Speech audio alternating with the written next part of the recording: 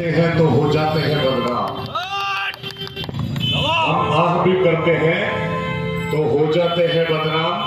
और तुम कत्ल करोगे, बलात्कार करोगे और चर्चा ही नहीं। এই জিনিস আমরা চলতে দিতে পারি না। আমরা পৌঁছেছি কোথায়? মা মাতঙ্গিনী হাজরার মাটিতে।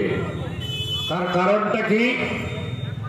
গত পরশুদিন 15 আগস্ট পালন করেছি স্বাধীনতা দিবস, এবং যার অবদান, যার আত্মত্যাগ, আত্মবলিদান মা মাতঙ্গিনী হাজরার মাটিতে আমরা তার আগের দিন 14 তারিখে দেখলাম এই মাটির মাতঙ্গিনী আমাদের সংগীতাদিকে কুৎসিত আক্রমণ করে প্রমাণ করেছে ভারতীয় জনতা পার্টি এদের নসল হচ্ছে খারাপ, এরা মহিলা বিরোধী, এদের বিরুদ্ধে আমাদেরকে যোদ্ধা লড়াই করতে হবে, আন্দোলন সংগঠিত করতে হবে।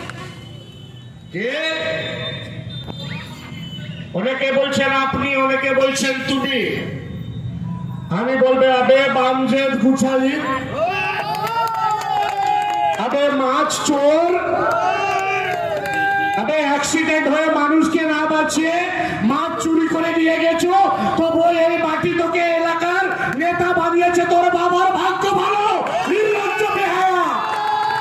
এটা যদি পাঁশকুড়ার মাটিতে হতো তাহলে এতক্ষণ পর্যন্ত ও কোথাও সুরক্ষিত থাকতো না।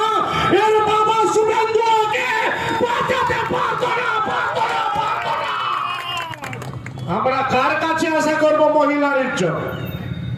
যে নরেন্দ্র মোদী তার পার্টির তার স্ত্রীকে সম্মান দেয় না, আজও পর্যন্ত তার স্ত্রী ভারতবর্ষের মানুষের কাছে বিচার চায়।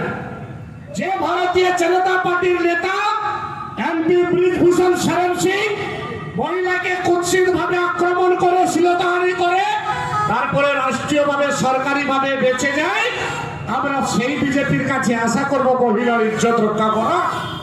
আমরা সেই বিজেপির কাছে আশা করব যে কুলদীপ সিং সেঙ্গার ধর্ষণ করে এখনো পর্যন্ত জেলে আছে, তাকে বিজেপি বাঁচানোর চেষ্টা করছে, সেই পার্টির কাছে আমরা আশা করব এখনো যে মহিলার ইজ্জত বাঁচাবে। আমরা সেই পার্টির কাছে এখনো পর্যন্ত আশা করব মহিলার ইজ্জত বাঁচাবে। বাবা রাম রহিম ইরশা কত বেশি বলাৎকার করার পর অ্যারেস্ট হয়েছিল, এই চোর নরেন্দ্র মোদী তাকে বাইরে বের করে প্রমাণ করেছে এরা মহিলাদের ইজ্জত করতে জানে না। আর যে মাকে ইজ্জত করতে জানে না, ওকে এলাকায় শান্তিতে থাকতে না দেওয়া আমাদের দায়িত্ব, আমাদের কর্তব্যের মধ্যে পড়ে।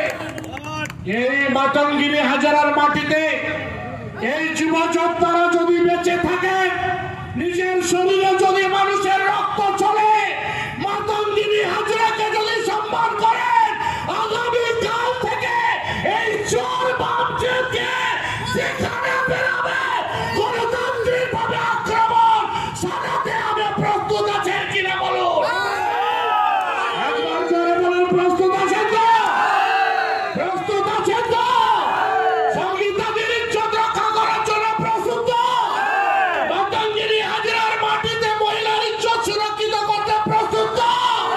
যদি জেলের মধ্যে যেতে হয়, যদি গুলি খেতে হয়, এই শুভেন্দু অধিকারীও যদি আসে, একেও কাজ বুঝিয়ে দিতে হবে। এই চোর শুভেন্দু তুই রক্ষা করতে পারবি না। তার কারণ এই পার্টির মানুষেরা আজকে ঐক্যবদ্ধ হয়েছে। আমরা জানি फानुस बनकर जिसका हिफाजत हवा करे वो शम्मा क्या बुझे, जिसे रोशन खुदा करे, रोशन खुदा करे। शुभेंदु अधिकारी, এই শুভেন্দু অধিকারী, আবার এই শুভেন্দু অধিকারী, তুই বাঁচাতে পারবি না। তোর বামদেবকে বাঁচাতে চাইলে তোর শান্তি কুঞ্জ সুরক্ষিত থাকবে না, কারণ মহিলার ইজ্জত আমাদের কাছে চ্যালেঞ্জ হয়েছে। অনেকে বলবে কেন? সমীর উদ্দিন বিরোধী দলনেতাকে বলছে আরে যে বাংলার মাটিতে বাংলার মা মমতা ব্যানার্জিকে অশালীন আক্রমণ করে, ওর ইজ্জত যত বড় নেতা হোক আমার জুতার নিচে বলে আমি ব্যক্তিগত ভাবে মনে করি। ঠিক বলছি তো নাকি? লড়াইয়ের জন্য প্রস্তুত তো? এই মাটি রক্ষা করতে প্রস্তুত তো? একবার স্লোগান হয়ে যাক বন্দে